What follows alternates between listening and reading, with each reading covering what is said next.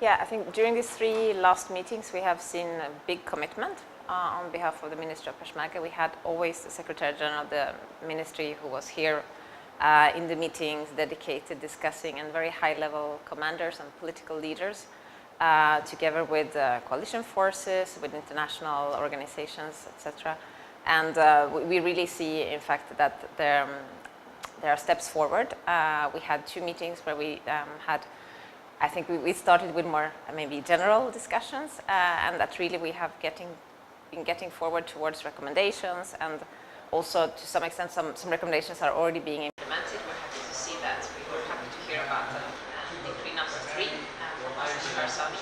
which is really pushing forward the protection of civilians.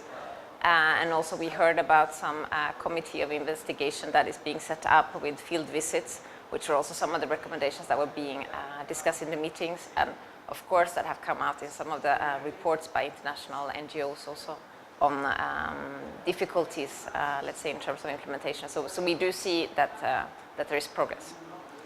Yeah, I think we've seen, we have faced a very different situation when we came the first time, 2001. Of course, there was a very different situation. Iraqi Kurdistan was separate from Iraq de facto, and now, at the time, we engaged with the regional governments that were separated. So with the PUK-led Suleimania government, and here in Erbil with the KDP, and we had really engagement mainly on the anti-personnel landmine issue.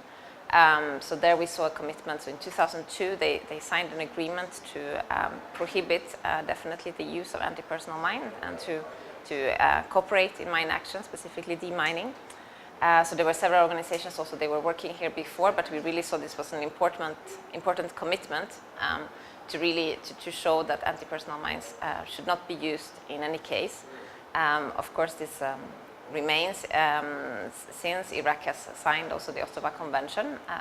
Yeah, what we have been discussing is to formalize a bit more also the collaboration, to have a memorandum of understanding, and to work specifically on some training courses, maybe training of trainers, to look at materials, and to look at some specific gaps in terms of support materials, training materials, and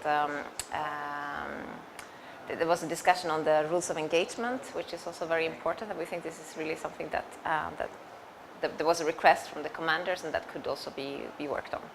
So Geneva Call is an international NGO. We are based in headquarters in Switzerland, but we are working in conflict zones all over the world.